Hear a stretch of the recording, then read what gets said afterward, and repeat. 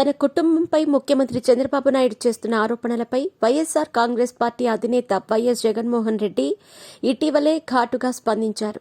కుటుంబ బాంధవ్యాలు, మానవతా విలువల గురించి మాట్లాడే నైతిక హక్కు చంద్రబాబుకు లేదని, రాజకీయాల్లో చంద్రబాబు ఎదిగిన తీరును చూస్తే ఇది ఎవరికైనా స్పష్టంగా అర్థమవుతుందని చెప్పారు. చంద్రబాబు తన చెల్లెలి మీద దుష్ప్రచారం చేయించాడంటూ ఆరోపించారు జగన్. గతంలో హైదరాబాద్ జూబ్లీహిల్స్ రోడ్ నెంబర్ 36లో గల నందమూరి బాలకృష్ణ సొంత టవర్ ఎన్బీకే భవన్ నుంచి వెబ్సైట్లలో తప్పుడు రాతలు రాయించలేదా, దుష్ప్రచారం చేయలేదా, పోలీసుల దర్యాప్తులో ఇది తేలలేదా అని ప్రశ్నించారు.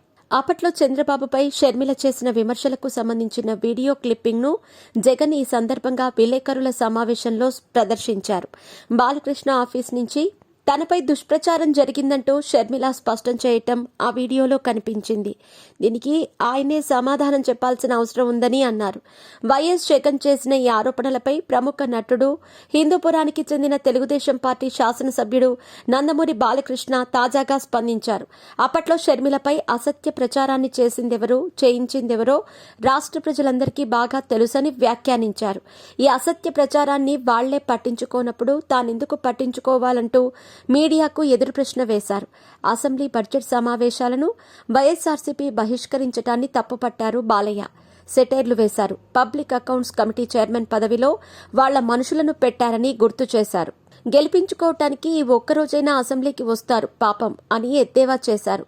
వాళ్ల స్వార్థ ప్రయోజనాల కోసమైనా వస్తారని చురకలంటించారు. అదంతా వృధా ప్రయాసేనని, ఇవాళ కూడా రాకుండా ఉంటే బాగుంటుందని వ్యాఖ్యానించారు.